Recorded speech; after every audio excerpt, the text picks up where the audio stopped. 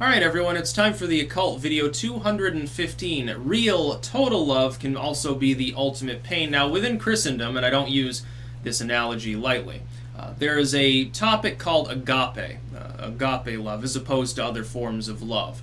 It's not romantic or sexual or anything like that. It's a total passive acceptance of another person. In the Christian sense, specifically, the context used typically is like religious, like your brother or sister in Christ, and you're doing things together. Total acceptance of the person under the ministering of the church and of Jesus. You have a total kinship with them. It goes beyond any kinship. It goes beyond any romantic love that you could have. And husband and wife could like have a relationship like that. Within these sort of newer Christianized movements, but it's not requisite on that. It can be totally platonic. Like, it'd be, friends, relatives, whatever the hell it happens to be. They'd just be fellow parishioners or something. Unfortunately, this concept is true. And I say unfortunately because it also fucking sucks. What can end up happening, and this is a cautionary lesson for especially those of you who are young, what can end up happening is that you can accept a person totally.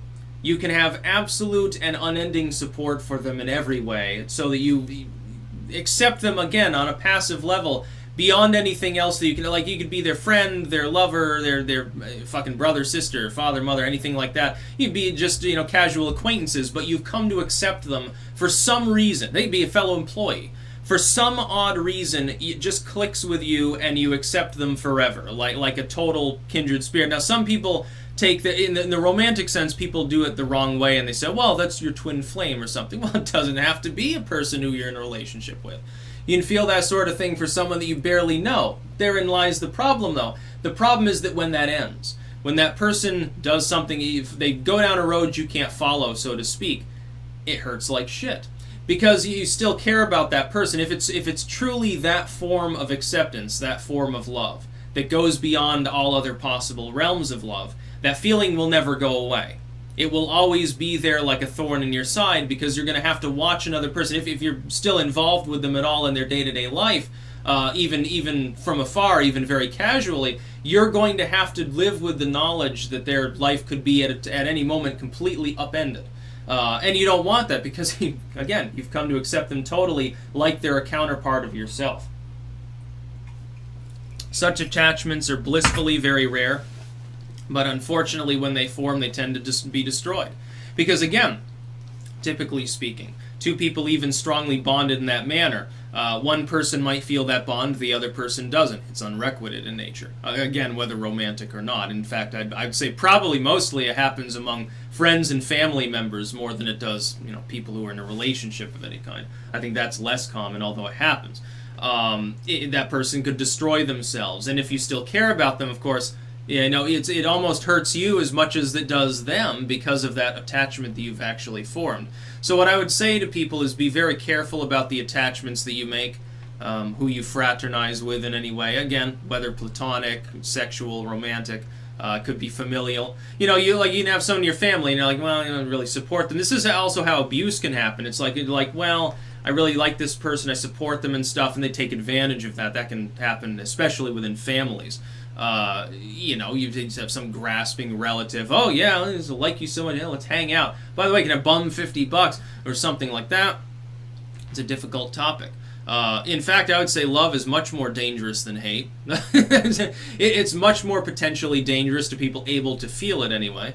Attachment is much more dangerous than detachment. Like the idea of being like passive towards the world. Like, I made a video, ambivalence is superior to hate. The reason is, if you exist in a state of passivity towards a person, place, or thing, it can't harm you.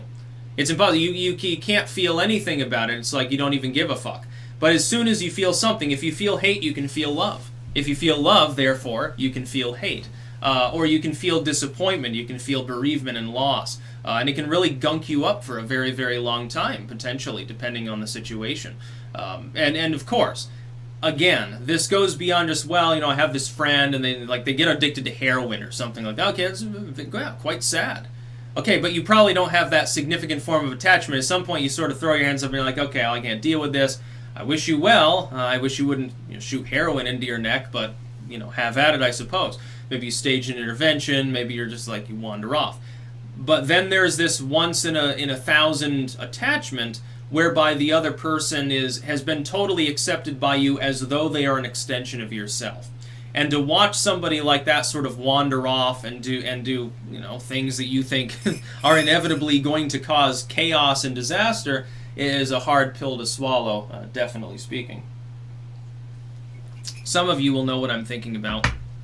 Most of you that do will be older than I am, I think, which is a happy, a fortunate thing.